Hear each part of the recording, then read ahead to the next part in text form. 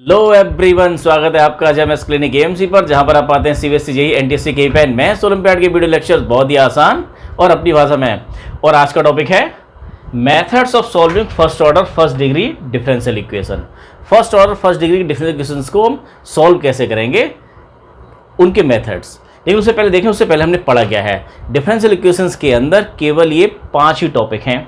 हमने 9.1, 9.2 इस तरह से करके 9.6 तक दिया है। 6 एक्सरसाइज दे रखी है। एक बार देखना अभी तक हम क्या पढ़ के आए हैं। डिफरेंशियल इक्वेशंस की डेफिनेशन। डिफरेंशियल इक्वेशन क्या होती है? Equation of derivatives. एक ऐसा इक्वेशन जिसमें इक्वलिटी का सिंबल होता है इक्वेशन, और उसमें डेरिवेटिव्स हो। जैसे यहाँ दे रखा है इक्वल का सिंबल है और यहाँ डेरिवेटिव है, एक डेरिवेटिव ये, एक डेरिवेटिव, इसको बोलते हैं डिफरेंशियल इक्वेशन। उसके बाद आता है order and degree of A differential equation. एक डिफरेंशियल इक्वेशन का ऑर्डर डिग्री क्या होता है? ये डिफरेंशियल इक्वेशन है, इसमें हाईएस्ट ऑर्डर का डेरिवेटिव कितने का है? सेकंड ऑर्डर का है। तो इस पूरी डिफरेंशियल इक्वेशन का ऑर्डर हो गया 2, क्योंकि इसमें 2 सेकंड ऑर्डर का है डेरिवेटिव इसमें इन्वॉल्व है और वही हाईएस्ट है। अगर यहाँ पर ये हमारा थर्ड ऑर्डर का होता है तो इसकी इस डिफरेंशियल इक्वेशन का ऑर्डर 3 कहलाता है। और डिग्री क्या कहलाती है? अगर डेरिवेटिव्स पॉलिनोमियल में हैं, डेरिवेटिव्स पॉलिनोमियल फॉर्म करते हैं तो इसकी डिग्री डिफाइन होगी, और हाईएस्ट ऑर्डर का जो डेरिवेटिव है उसी की पावर, इसकी पावर है 3, तो इसकी डिग्री कितनी हो जाएगी? 3। किसकी वजह से? हाईएस्ट ऑर्डर का डेरिवेटिव ये है, इसकी पावर 3 है। चाहे बेस हमने जानबूझ के यहाँ 5 लिया, यहाँ 8 लिया है, लेकिन सबसे हाईएस्ट पावर हमें लेनी है किसकी? हाईएस्ट ऑर्डर डेरिवेटिव इसकी। और 2 इस सेकंड ऑर्डर का डेरिवेटिव है, तो 2 ही इसका ऑर्डर है। तो ये differential equation second order third degree की डिफरेंशियल इक्वेशन है। लेकिन जो आज हम सीखने वाले हैं, method of solving first order first degree differential equation, इस तरह की डिफरेंशियल इक्वेशन को सॉल्व करना हम नहीं सीखेंगे। इसको सीखेंगे आगे 12th के बाद में। यहाँ केवल फर्स्ट ऑर्डर फर्स्ट डिग्री को सीखेंगे। उसके बाद देखें general solution and practical solutions की हमने बात की थी, पिछले लेक्चर में हमने ये बात की थी कि उसके बाद आता है formation of differential equation whose general solution is given.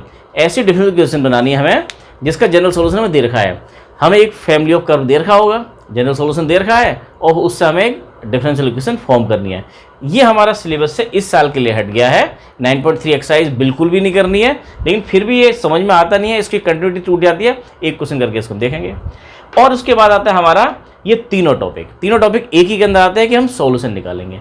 Differential equation यहाँ बनाने सीखेंगे, बनाने के बाद वापस उसी जनरल सॉल्यूशन जिससे डिफरेंशियल इक्वेशन बनाई है उसको वापस लेके आएंगे, डिफरेंशिएट करके डिफरेंशियल इक्वेशन बनाएंगे, इंटीग्रेट करके उसके सॉल्यूशन निकालेंगे। और कौन सी डिफरेंशियल इक्वेशन के? केवल फर्स्ट ऑर्डर फर्स्ट डिग्री वाले डिफरेंशियल इक्वेशन के हम सॉल्यूशन निकालेंगे। इस तरह की डिफरेंशियल इक्वेशन के सॉल्यूशन नहीं निकालेंगे। और इसके 3 मेथड हैं। सभी डिफरेंशियल इक्वेशंस को सॉल्व करने का कोई एक मेथड नहीं है, अलग अलग तरह का अलग अलग होता है। ये हमें देखना पड़ेगा कि कौन सी डिफरेंशियल इक्वेशन के अंदर सॉल्व करते हुए कौन सा मेथड लगेगा। 3 मेथड कौन से? एक है वेरिएबल सेपरेबल मेथड, दूसरा है होमोजेनियस डिफरेंशियल इक्वेशन, और तीसरा है लीनियर डिफरेंशियल इक्वेशन। ये चैप्टर की आगे टोटल समरी थी। यही 9.1 differential equation definition, equation of derivative. 9.2 order and degree. 9.2 नहीं, 9.1 भी। 9.2 में general and practical solution. 9.3 general solution क्या होता है? जनरल सॉल्यूशन उस सॉल्यूशन को बोलते हैं उसमें उतने ही आर्बिट्री कांस्टेंट होते हैं जितने ऑर्डर का डिफरेंशियल इक्वेशन है। ये अगर डिफरेंशियल इक्वेशन है तो इसका जो सॉल्यूशन होगा उसके अंदर 2 आर्बिट्री कांस्टेंट होंगे, क्योंकि ये सेकंड ऑर्डर की डिफरेंशियल इक्वेशन है। फॉर्मेशन, अगर कोई हमें जनरल सॉल्यूशन दे रखा है तो उससे डिफरेंशियल इक्वेशन हम फॉर्म करें, ये बात हम अभी समझते हैं। फिर सॉल्व करने के मेथड बस इतना सा है। देखें जरा, पहले एक क्वेश्चन लेते हैं, आपका सिलेबस से तो हट गया है, लेकिन हम क्वेश्चन नंबर 7 लेके चलते हैं। 9.3 एक्सरसाइज का question number 7। Form the differential equation. Differential equation form करनी है। Form the differential equation of the family, आपकी स्क्रीन पर है, of the family of parabolas having vertex at origin and axis along positive Y axis. हमें parabolas इस तरह के जिसके कि वर्टेक्स तो आपको क्या है? वर्टेक्स आपका ओरिजिन है और उसकी एक्सिस क्या है? Positive Y axis. तो पैराबोलाज कैसे होंगे ये हम जानते हैं, इस तरह का आपने पढ़ा भी है, ये रहा। अभी तक इसको बनाते आ रहे हैं इस टाइप से। देखें जरा, तो यहां देखें equation of family of parabola. अब देखें ये मैंने क्या लिख दिया, फैमिली ऑफ पैराबोलाज क्या होगी? इसकी इक्वेशन तो आप जानते हैं, अभी तक पढ़ते आ रहे हैं। क्या होती है इसकी इक्वेशन? अगर y की पॉजिटिव डायरेक्शन में खुल रहा है अपवर्ड पैराबोला, y आपका 1 पावर वाला, x 2 पावर वाला आएगा, तो कैसा होगा? ये x² इक्वल टू 4ay। ये हमने आज तक पढ़ा है कि इक्वेशन ऑफ पैराबोला ये होती है जिसकी एक्सिस y एक्सिस के अलोंग हो। अब ये जनरल सॉल्यूशन दे रखा है, इसके लिए डिफरेंशियल इक्वेशन बनानी है, लेकिन पहले इसको समझाएं हमने फैमिली ऑफ पैराबोला क्यों बोला।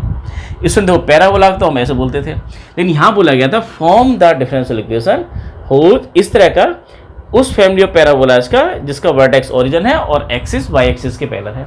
तो वर्टेक्स ओरिजिन हो और एक्सिस वाई एक्सिस के पैरेलल हो तो ये भी तो बन सकता है, ये भी तो बन सकता है। ये कितने सारे पैराबोला बन सकते हैं और सभी का वर्टेक्स ओरिजिन है और सभी की एक्सिस पॉजिटिव वाई एक्सिस है। इतने सारों की हो सकता है इसकी इक्वेशन क्या हो, x square equal to 4y हो। 4y कैसे आएगा, जब a के प्लेस पर अगर मैं 1 रख दूंगा, a इक्वल टू 1 रखा जाएगा तो आपको ये वाला पैराबोला मिल जाएगा। a इक्वल टू 2 रख देंगे तो मिल जाएगा आपको x square equal to 8y और x square equal to 12y तब मिलेगा जब a इक्वल टू 3 रखा गया है।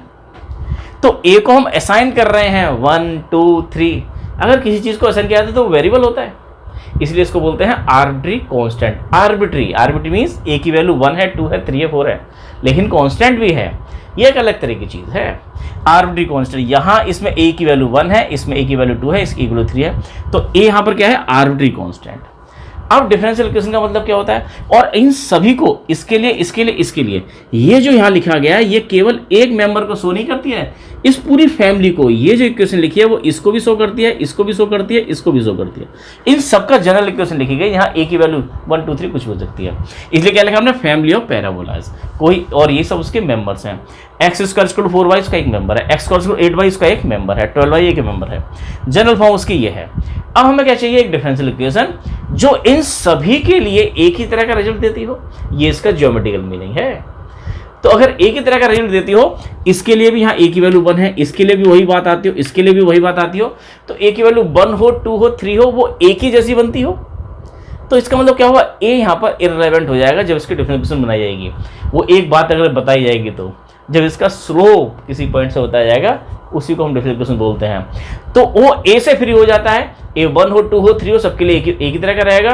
तो एक ऐसा डिफरेंशियल, ऐसा एक हमें सोल्यूशन निकालना है, एक रिजल्ट निकालना है, रिलेशनशिप निकालना है जिसमें कि a ना हो और वो इन सभी के लिए एक जैसा बिहेव कर रहा हो, इसके लिए भी, इसके लिए भी, इसके लिए भी। उसी रिजल्ट्स को, उसी एक्सप्रेशन को बोलते हैं डिफरेंशियल इक्वेशन।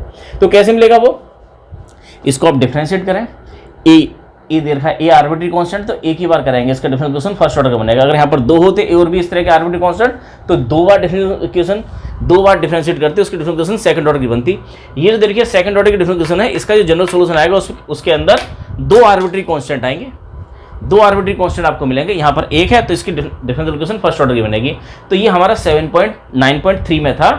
इसको देखें जरा, पेपर में हट गया है, लेकिन इसको हम देखें, इसका रिवर्स प्रोसेस हमें आज करना है। अगला टॉपिक जो है, सीबीएसई ने तो बोल दिया कि 30% सिलेबस कट हो गया है, बीच में से एक टॉपिक उड़ा दिया, लेकिन उससे वाला आगे वाला का लिंक तभी हो पाएगा जब आप ये समझ पाएंगे। तो कैसे करेंगे, आप इसको डिफरेंशिएट करें, differentiate 1 with respect to X. तो देखें जरा, एक्स स्क्वायर का डेरिवेटिव 2x, 4ay का क्या हो गया, 4a और y का हो जाएगा dy upon dx। Number 2 first और सेकेंड एक बार डिफरेंशिएशन कर लिया, a की आर्बिट्री कांस्टेंट तो एक ही बार करना है, 2 होते तो एक बार और करते हैं, फिर उन सबकी घुटमुट करके आर्बिट्री कांस्टेंट को एलिमिनेट करना है, क्योंकि एक ऐसा रिजल्ट निकालना है जो a से मुक्त हो जाए, a से फ्री हो जाए, a की वैल्यू 1 2 3 से कोई मतलब ना पड़ता हो उसका। तो हमें a को हमें यहाँ से रिमूव करना है। 2 इक्वेशन तो उसे कर लीजिए, कैसे भी कर लीजिए, जैसे आपको अच्छा लगता हो वैसे a को रिमूव कीजिए और एक ऐसा रिलेशन तैयार कीजिए जिसमें कि dy अपॉन dx तो आए, a ना आए, a आर्बिट्री कांस्टेंट है तो इससे डिवाइड कर देंगे तो आ जाएगा। अगर 4a की value X square upon Y यहाँ पुट कर जाए, इसी से आप देखें पुट, यहाँ से देखो 4a इक्वल टू क्या हो जाएगा, एक्स स्क्वायर अपॉन वाई इन सेकंड में रख जाओ, सेकंड में अगर रख जाएंगे तो क्या आएगा, ये 2x इक्वल टू 4a के प्लेस पर रख गए आप, ये X square upon Y dy upon dx। एक x खत्म हो गया, y यहाँ आया तो कितना आ गया, ये 2y upon X equal to dy upon dx। अब इसको ऐसे लिखो या फिर इसको यहाँ ले जाओ, ये x dy ओवर dx और फिर रह गया 2y, तो माइनस 2y किसी भी तरीके से लिखें, ये सब क्या है, ये सब डिफरेंशियल इक्वेशन है इस फैमिली ऑफ पैराबोलास के लिए। ये डिफरेंशियल इक्वेशन है, डिफरेंशिएट किया ये आ गया, इसको उल्टा इंटीग्रेट कर दीजिए तो वापस ये आ जाएगा। ये इसका जनरल सॉल्यूशन है, ये इसकी डिफरेंशियल इक्वेशन है। ये किसी एक मेंबर को शो नहीं कर रहा है, ये पूरी फैमिली ऑफ पैराबोलास को शो कर रहा है, इसको सभी को, इसलिए सभी जगह आएगा equation of family of parabolas. ये एक आर्बिट्री कांस्टेंट है। ये बात तो हमारी ये थी। यहाँ पर क्या करेंगे, method of solving first order first degree differential equation. First order first degree जो डिफरेंशियल इक्वेशन है उनको सॉल्व करने के मेथड, 3 मेथड दे रखे हैं। पहला मेथड हमारा क्या है, वेरिएबल सेपरेबल मेथड। इसी को कर लेते हैं कि अगर सपोज यही क्वेश्चन दे रखा है कि हमें ये दिया हुआ है dy over dx equal to 2y upon x। अब हमसे यही कहा जाएगा, देखो ये first order dy upon dx first order का डेरिवेटिव है और इसकी पावर भी कितनी है 1, तो ये डिफरेंशियल इक्वेशन है फर्स्ट ऑर्डर फर्स्ट डिग्री। वही है हमारे सिलेबस में second order second degree third degree, ऐसा कुछ नहीं है, केवल इतना है। इसको सॉल्व करने के हमारे पास में 3 मेथड है। पहला क्या है, वेरिएबल सेपरेबल मेथड, जो हमारा आज का टॉपिक है, इसी को करके देखते हैं। इंटीग्रेट करेंगे तो वापस याद दीजिए, यही काम करना है हमें। डिफरेंशिएट किया तो डिफरेंशियल इक्वेशन, इंटीग्रेट किया तो वापस वो general solution, family of curve. तो कैसे करेंगे, तो वेरिएबल सेपरेबल मेथड यहाँ पर लगाना है हमें। वेरिएबल सेपरेबल मेथड का मतलब क्या हुआ, वेरिएबल को सेपरेट कर दो, dy के साथ सारे y वाले टर्म्स, dx के साथ सारे x वाले टर्म्स। तो dy यहाँ पर लगा हुआ, तो dy तो यही रहेगा और ये कितना है 2y अपॉन x, dx उठ के आपका यहाँ आया। दो ऐसे क्या कर रहे हैं, हम वेरिएबल को सेपरेट कर रहे हैं। पहले हमेशा क्या करेंगे, dy को इधर dx को इधर, लेफ्ट साइड में dy राइट साइड में dx, हमेशा इस तरह से आएगा। अब dy के साथ y वाले टर्म्स, y वाला टर्म्स कौन सा है आपका, ये है y, तो dy अपॉन y और ये 1/x dx कर लिया हमने। dx के साथ x वाले टर्म, dy के साथ y वाले टर्म, इसी को बोलते हैं वेरिएबल सेपरेबल मेथड। हमारा टॉपिक शुरू हो चुका है, ये वाला वेरिएबल 9.4 एक्सरसाइज शुरू हो चुकी है। हम उसी क्वेश्चन से इसको समझ रहे हैं। dy के साथ y वाले टर्म्स, dx के साथ में x वाले टर्म्स, और इंटीग्रेट कर दीजिए, आपको आंसर मिल जाएगा। Integrating both side, integrating both sides. देखें जरा, ये 1/y dy और 1/x dx, इंटीग्रेट करें जरा इसको, तो कितना है 1/y dy क्या हो जाएगा आपका, ये log y equal to 2 log x। अब सब कुछ log log में आ रहा है तो c लगा दो, a लगा दो, कुछ भी लगा दो, इसमें a लगा दें या फिर हम यहाँ पर c लगा दें, माइनस में लगा दें, किसी तरह लगा दें, चलो c लगाएं या फिर log c लगाएंगे तो थोड़ा सा और खूबसूरत बनेगा। तो अब ये कितना हो गया, log y, इसको लिख सकते हैं कितना हम, ये log x स्क्वायर, इसको यहाँ ले गए, और प्लस log c, इसको कंबाइन करके लिख सकते हैं आप कितना, log c x स्क्वायर, और यहाँ पर कितना है log y। अब बोथ साइड एंटी लॉग ले जाएं तो log से log खत्म हुआ, तो क्या है y equal to c x square. तो अब इसी को लिखा जा सकता है कि x square equal to 1/c y, और 1/c क्या है, कांस्टेंट है। ये कांस्टेंट आपको अच्छा नहीं लग रहा क्योंकि ये हमने इधर लगाया, इधर लगाते तो ये हो सकता है ऊपर आ जाता। log c की जगह log c स्क्वायर लगा देते, log 4a लगा देते, कुछ और लगा देते, तो एग्जैक्टली यही बनता। तो कितना आ गया आपका x स्क्वायर, 1/c को आपने लिख दिया 4a, अरे 1/c कांस्टेंट है, कांस्टेंट हमने लिख दिया जैसे कि आपको दिखाई दे ऐसा ही। लेकिन अगर ये इस तरह से भी लिखा हुआ है तो x square equal to 4ay type का है, पैराबोला ही तो है, जिसका वर्टेक्स ओरिजिन है और इसकी एक्सिस पॉजिटिव y एक्सिस है, तो ये पैराबोला इस तरह से मिलता है। तो इस प्रोसेस को करना है, इसको बोलते हैं हम सॉल्यूशन ऑफ डिफरेंशियल इक्वेशन, लेकिन किसका, फर्स्ट ऑर्डर फर्स्ट डिग्री का। देखें एक्सरसाइज क्वेश्चन करते हैं, बहुत आसान है स्टूडेंट्स, और यहाँ से 4 मार्क्स का एक क्वेश्चन, 4 का तो खत्म हो गया है, 5 मार्क्स का क्वेश्चन जरूर आएगा। 5 का नहीं आया तो 3 में आ जाएगा। देखें आगे क्वेश्चन नंबर 2 आपकी स्क्रीन पर है, 2 और 6 देखें जरा। dy upon dx equal to under root 4 minus X square, ये दिया हुआ है और कहा जाएगा कि सॉल्व कीजिए इसे। अब सॉल्व करने को कहा जाएगा, और सॉल्व करने के हमारे पास में 3 मेथड दे रखे हैं, variable separable method, homogeneous differential equation और लीनियर डिफरेंशियल इक्वेशन। यहाँ आगे जाके आपको कंफ्यूजन होता है कि कौन सा मेथड लगाएंगे, ये बहुत ही आसान है। सबसे पहले देखेंगे वेरिएबल को सेपरेट करके, ये मेथड है क्या, वेरिएबल को सेपरेट करना है। सेपरेट करने का मतलब क्या हुआ, अरे dy के साथ y वाले फंक्शन, dx के साथ में x वाले टर्म्स। तो देखें ये dy अपॉन dx, dy तो हमेशा यहीं रहेगा लेफ्ट साइड में, और dx उठ के यहाँ पहुँचा 4 माइनस वाई स्क्वायर, dx यहाँ आया, तो dy हमें यहाँ रहेगा, dx हमेशा यहाँ रहेगा। तो dy अगर लेफ्ट साइड में रहेगा तो y वाले सारे टर्म्स यहाँ आएंगे, x वाले सारे टर्म्स यहाँ आएंगे। उसके बाद इंटीग्रेट कर दो, आंसर आ गया। तो करना क्या है, dy इसको उठा के इधर ले आए, under root 4 minus Y square dx, integrating both side,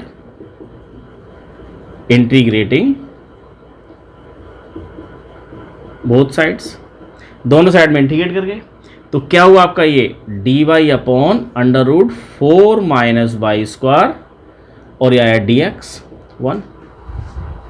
integrate कर रहे हैं तो इसका इंटीग्रल क्या होता है, ये सीधा डायरेक्ट फॉर्मूला है, ये तो हो गया आपका साइन इनवर्स y अपॉन 2 और 1 का इंटीग्रल x के रेस्पेक्ट में x। अब इंटीग्रेशन कांस्टेंट c एक आर्बिट्री कांस्टेंट है, उसको लगा दो, इधर चाहे इधर लगा दो, इधर चाहे इधर लगा दो। अगर खूबसूरत बनाना है तो जैसे सारे टर्म्स आ रहे होंगे वैसे लगाते हैं। जैसे पिछले वाले क्वेश्चन में लगाया था लॉग लॉग में आ रहे थे तो हमने लॉग सी लगा दिया।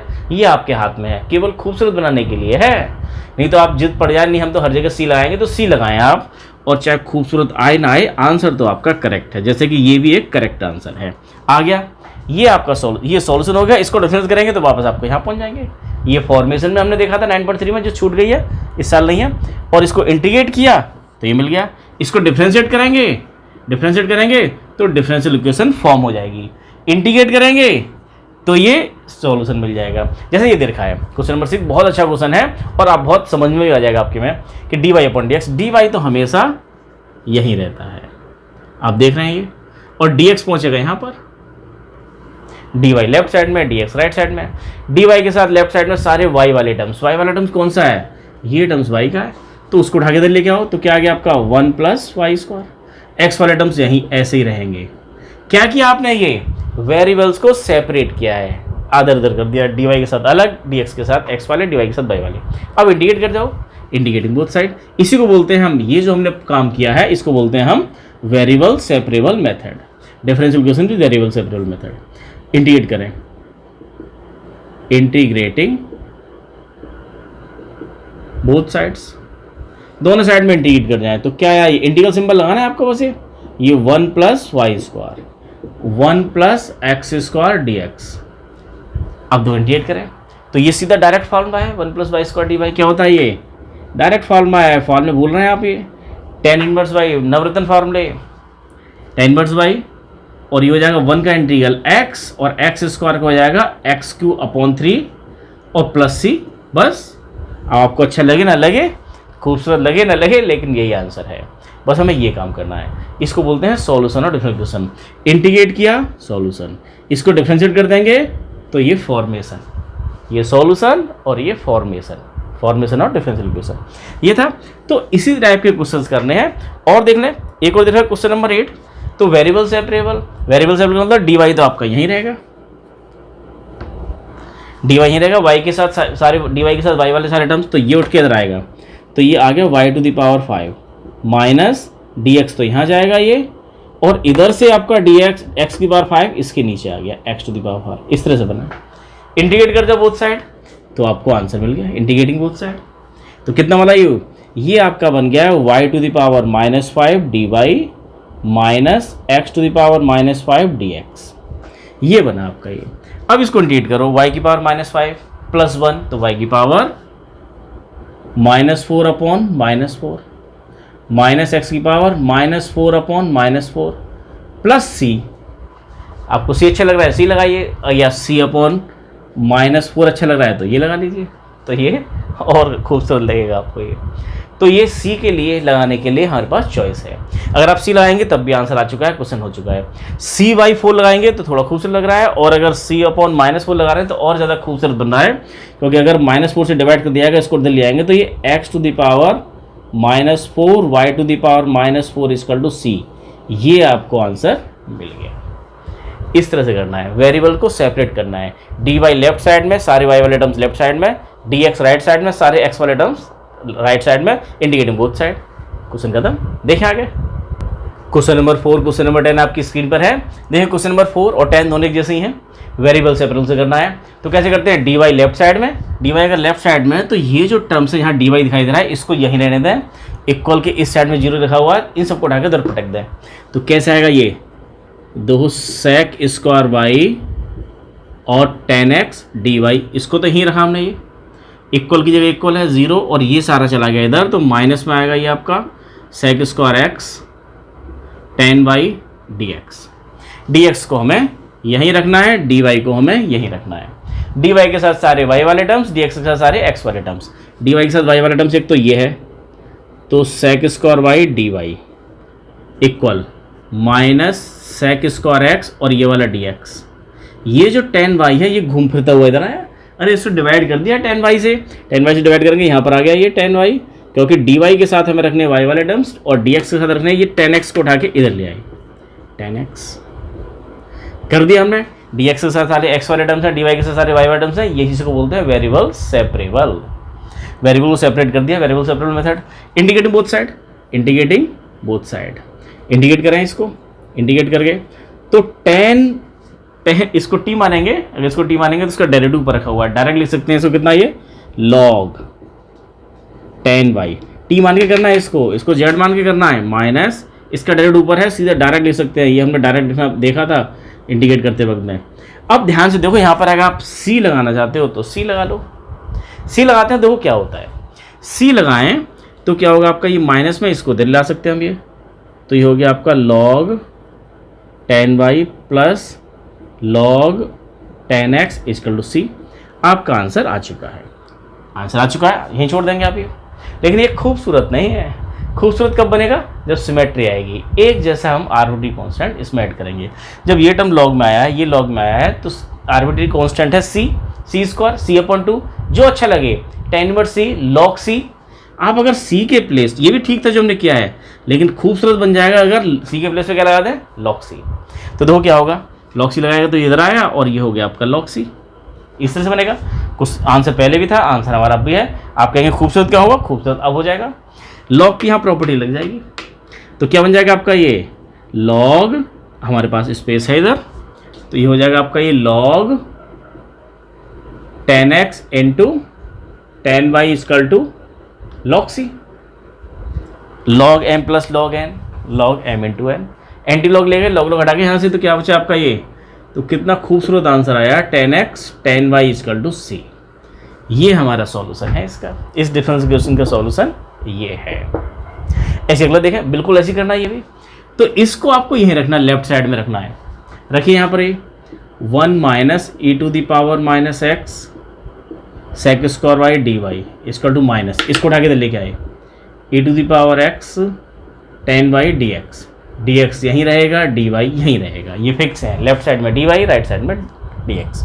इंटीग्रेट करें dy के साथ y वाले टर्म्स, तो यहाँ तो रह गया sec स्क्वायर y dy, और ये tan y यहाँ दे रखा है, इसको उठा के इधर ले आओ, जैसे पहले लेके आए थे आप, ये जैसे यहाँ लेके आए थे, इसको डिवाइड किया था यहाँ पर। इधर क्या है, minus e to the power x 1 minus e to the power minus x, ये कुछ गड़बड़ हो रही है यहाँ पर, चेक करना पड़ेगा। ये e to the power minus x, e to the 1 minus e की पावर x ही है, e की पावर माइनस x नहीं है, e की पावर x। दो क्वेश्चंस करते वक्त पता लग जाता है कि कहाँ गड़बड़ हम कर रहे हैं। हमने माइनस गलत दिखा था क्योंकि इसका बन नहीं रहा था। अब इसको अगर माइनस यहाँ नहीं है तो डायरेक्ट पूरे को t मान सकते हैं, बात बन जाएगी। अब देखो जरा, इसको t मानेंगे, इसका डेरिवेटिव यहाँ हो जाएगा, integrating both side, integrating both sides. अब इसका डेरिवेटिव एग्जैक्टली यहाँ पर है, तो 1 का 0 माइनस का माइनस, e की पावर x का e की पावर x dx, तो ये क्या हो जाएगा, इसको t माना तो ये t आएगा, और पूरा ऊपर dt upon t log t, log में डायरेक्ट लिख सकते हैं, इसको भी लिख सकते हैं log में, log tan y, इसको लिख सकते हैं log 1 minus e to the power x।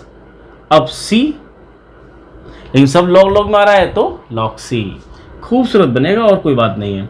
आप जिद पकड़ लेंगे, नहीं हमें c लगाना है, सब जगह c लगाएंगे, तो लगाते आइए, अच्छा नहीं दिखेगा लेकिन आंसर तो होगा ही।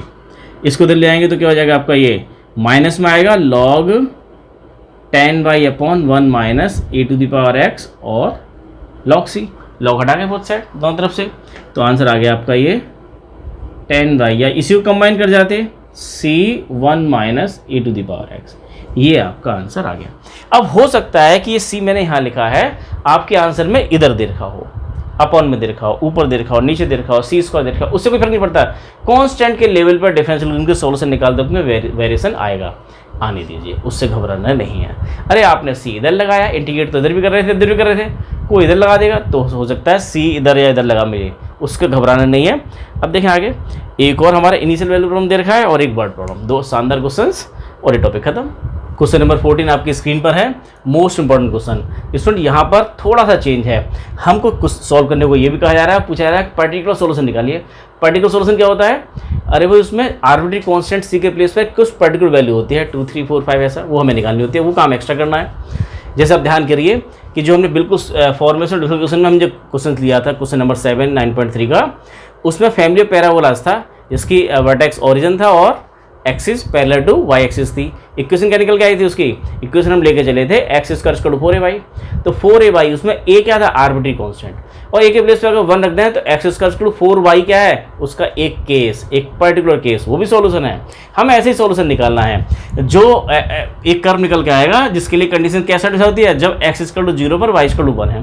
भाई इसमें ये चीज़ एक्स्ट्रा और दे रखी होती है, जो काम अभी तक करे थे वो तो करना ही है, ये एक्स्ट्रा दे रखी है किसके लिए? सी की वैल्यू निकालने के लिए। सी की वैल्यू 1 2 3 कुछ आ जाएगी, रख देंगे वापस आंसर में, तो ये पर्टिकुलर सॉल्यूशन हो जाएगा। ऐसे क्वेश्चन भी पेपर में पूछे जा रहे हैं। कई बार क्वेश्चंस के अंदर ऐसा लिखा हुआ नहीं मिलता है, इसका मतलब x equal to 0 y equal to 1। कई बार ऐसे लिखा मिलता है कि y 0 equal to 1, y 0 equal to 1 का मतलब होता है एक्स इक्वल टू 0 पर वाई की वैल्यू 1 है। ऐसे लिखा मिले तो घबराना नहीं है। ये देखा है, करने का तरीका पुराना वही है कि इस y को उठा के आप dy के साथ लेके आइए, dy अपॉन वाई और dx यहाँ पहुँचेगा ये 10x और dx। अब इंटीग्रेट कर जाइए both side, integrating both side.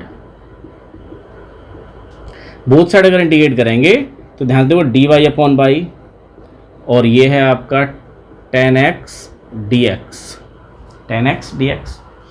तो 10x का इंटीग्रल, अब dy अपॉन वाई क्या होगा आपका? log y, और 10x का कितना होता है? 10x का integral minus log cos x या फिर log sec x plus minus log cos x plus c। अब चाहो तो c लगाना चाहो c लगा दो, लेकिन log में आ रहा है तो log c लगा लो, कोई फर्क नहीं पड़ता उससे। चलो log c लगा लें और खूबसूरत बनेगा आपका ये। यहाँ पर आप c की छूट है क्योंकि हमें तो c की वैल्यू निकालनी है, और अगर c लगाएंगे तो ज़्यादा आसान रहता है log c के बसरते। अब देखिए ये आपका आंसर आ गया। इसको थोड़ा सा और सिंप्लीफाई कर जाएं तो log y इक्वल टू इसके साथ कंबाइन करेंगे तो ये हो जाएगा log c sec x। log हट गया तो क्या रह गया आपका? y equal to c sec x। ये आ गया आपका जनरल सॉल्यूशन। ये जनरल सॉल्यूशन, ये काम तो हमने किया था। डिफरेंस ये इंटीग्रेट किया, जनरल सॉल्यूशन। इसको डिफरेंस करेंगे, डिफरेंशियल इक्वेशन फॉर्म हो जाएगी 9.3 एक्सरसाइज 9.4 में ये काम बताया गया। यहाँ पर एक्स्ट्रा काम दिया गया क्या कि हमें पर्टिकुलर सॉल्यूशन पूछा गया है जिस पर x इक्वल टू 0 पर y इक्वल टू 1 हो, तो रख जाओ इसी में ही, put x equal to 0 and y equal to 1, इसी में रख गया आप ये नंबर 1 में। तो y इक्वल टू रखना है 1 और c sec 0, 1 equal to c sec 0 की वैल्यू क्या होती है? 1, तो c इक्वल टू 1 आ गया, c इक्वल टू 1 आ गया, आप यहाँ रख जाइए आंसर। तो y equal to sec x, ये इसका पर्टिकुलर सॉल्यूशन है, पर्टिकुलर सॉल्यूशन। देखिए स्टूडेंट्स, ऐसे हमारी वर्ड प्रॉब्लम देखिए, ऐसे आपको क्वेश्चन नंबर 14 से पहले क्वेश्चन नंबर 11 और 12 स्टूडेंट्स ये 6 मार्क्स में 4 मार्क्स में क्वेश्चन पूछेंगे, अच्छे क्वेश्चन है। ये क्वेश्चन थोड़े लेंदी हैं, करने का तरीका यही है, लेकिन यहाँ इंटीग्रेट तो बड़े आसान हो गया। इसमें इंटीग्रेट करेंगे तो आपको दोनों ही क्वेश्चन में पार्शियल फ्रैक्शंस का यूज करना होगा, क्वेश्चन नंबर 11 में भी और 12 में भी, और ये 6 मार्क्स में पूछे गए हैं, अच्छे क्वेश्चन है। अब देखिए वर्ड प्रॉब्लम देख लें, सारी जैसी हैं, आई तो कभी है नहीं लेकिन फिर भी कर लेते हैं अगर आ जाए तो। क्वेश्चन नंबर 17 देखें, आपकी स्क्रीन पर है। Find the equation of the curve passing through the point 0-2। एक कर्व इक्वेशन बताइए जो 0-2 से पास होकर जाता है। Given that at any point x y, एक कोई पॉइंट इस पर एक्स वाई है, on the curve the product of the slope of its tangent, इसकी टेंजेंट लाइन का जो स्लोप होता है, टेंजेंट का स्लोप कितना होता है? dy upon dx। क्या दे रखा है आपको ये? गिवन दैट टेंजेंट तो आप जानते हैं, तो सीधे लिखते हैं dy अपॉन dx का प्रोडक्ट किसके साथ में? स्लोप ऑफ टेंजेंट का product of slope of tangent and y coordinate, ये x y का y कोऑर्डिनेट का प्रोडक्ट कर दें यहाँ पर, ये इक्वल है किसके? x कोऑर्डिनेट के इक्वल है। तो आपको बताना है वो जनरल सॉल्यूशन निकालना है, उसके बाद में पर्टिकुलर सॉल्यूशन निकालना है, क्योंकि वो ऐसी बहुत सारी ब्रांचेज होंगी जिसका टेंजेंट हमारा यही आता हो, लेकिन वो 0-2 से पास होने वाला कर्व की बात कर रहा है, तो एक पर्टिकुलर सॉल्यूशन निकालना है, सी की वैल्यू बतानी है। तो देखिए कैसे करेंगे, करने का तरीका वही है, वेरिएबल से वेरिएबल y dy तो यहीं रहेगा y dy, dx यहाँ पहुँच गया x dx, integrating both side, तो y का क्या हो जाएगा? y स्क्वायर अपॉन 2, x का हो जाएगा x square upon 2 plus c। आप c लगाना चाहते हैं c लगाइए, खूबसूरत बनाना चाहते हैं तो c स्क्वायर अपॉन 2 लगा दो, 2c लगा दो, c/2 लगा दो, जो अच्छा लगे वो लगा दो, यहाँ कोई दिक्कत नहीं है, आंसर सबका सेम आएगा। अगर आपने कहा कि भाई c² लगा दिया तो c की वैल्यू हो सकता है अलग आए, लेकिन फाइनल आंसर आपका भी ठीक आएगा और आपने दोस्त जिसने c लगाया उसका भी आपका फाइनल आंसर ठीक आएगा। c की वैल्यू हो सकता है, दोनों निकालने तो डिफरेंट, लेकिन फाइनल आंसर ठीक आएगा। ये आपका आ गया जनरल सॉल्यूशन। लेकिन यहाँ पर हमसे पूछा क्या जा रहा है, पूछा जा रहा है कि ये कर्व पास होके जाता है 0-2 से। ये क्या है, ये curve passes through the point 0-2। इसका मतलब क्या हुआ, इसी में रख गए x = 0 और y = -2। x = 0, y = -2 पॉइंट से पास होकर जाता है कर्व। x = 0 रखेंगे तो y = तो है -2 का स्क्वायर, ये आ गया 4/2, x के प्लेस पर 0 + c, तो 2 = c, ये वैल्यू आ गई। अब इस वैल्यू को उठा के यहाँ रख गए, इसको यहीं रख जाए तो आ गया आपका y² x² + c। 2 से मल्टीप्लाई कर जाएं तो y² - x² = 4। ये फाइनल आंसर है। अब चाहे यहाँ पर c लगाएं, c/2 लगाएं, c² लगाएं, log c लगाएं, tan c लगाएं, कुछ भी लगाएं, आंसर आपका c की वैल्यू चेंज आएगी। चेंज होने के बाद फाइनल आंसर आपका यही आएगा, कैसे भी करें। स्टूडेंट ये क्वेश्चंस थे और इस तरह का हमारा ये था, ये लास्ट टॉपिक था हमारा ये। इसका लास्ट में सॉल्यूशन निकालने हैं। सॉल्यूशन में हमारा सबसे पहला मेथड वेरिएबल सेपरेबल, कल हम लेंगे होमोजीनियस और परसों लीनियर डेफिनेट इक्वेशन। और डेफिनेट इक्वेशन का एकदम बहुत आसान है। और अगर पढ़ने में मजा आ रहा है तो इसको लाइक करो, शेयर करो, सब्सक्राइब करो। आज के लिए इतना ही, थैंक यू।